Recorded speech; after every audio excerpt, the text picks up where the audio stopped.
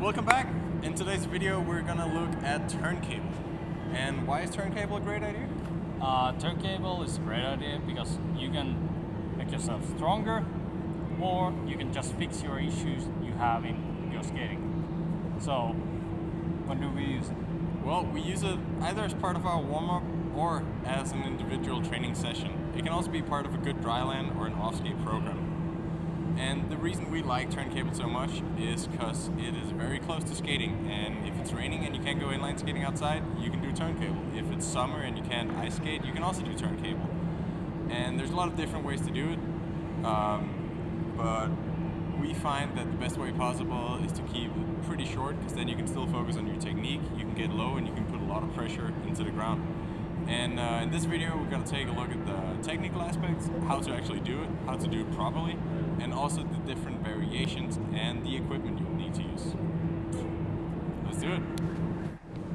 So this first variation is what we would call the classic turntable. It's an elastic band, so the more you push, the more it'll stretch. That way it's a little easier to control the lean, and it's not going to feel like every push is actually getting you somewhere, so you can find stable rhythm.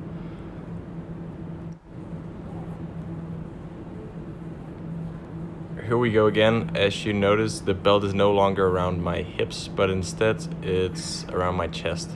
This activates your core a little more, and it's a little easier to get a steady lean, unlike the hip version where you'll attempt to throw the hip in and then let the rest follow. So it's a little closer to the actual skating, but you also can't put as much power in it. Here comes the technically most challenging version, where you use your arm. Make sure it's coordinated with the legs, and also make sure the arm is not pulling the upper body around, but it's all creating speed. I just want to go through this one more time, because this is the one we aim to get really good at. This is like the final stage of it.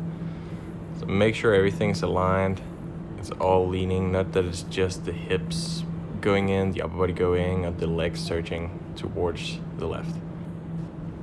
So in these two clips, we're gonna look at the difference between having it around the chest and the hips. So the hips you can pull a lot harder, as there's less things you'll have to control and less things you'll have to care about. It's also super easy just to throw the hip in there and forget about everything. And that's why I recommend it to be around your chest. And of course, if possible, start using that arm, because you will use it when you're out skating. So here you can see I do it a little slower, and it might be a little more inconsistent in the pushing, but it's much closer to the actual skating. And here is the final one that we stole from Shorttrack, where instead of an elastic band, we do it with a cable.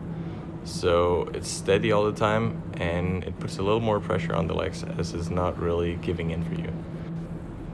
However, at first this is not a bad option, because you get a little more time on every push, so it might make it easier to control it and to do it properly.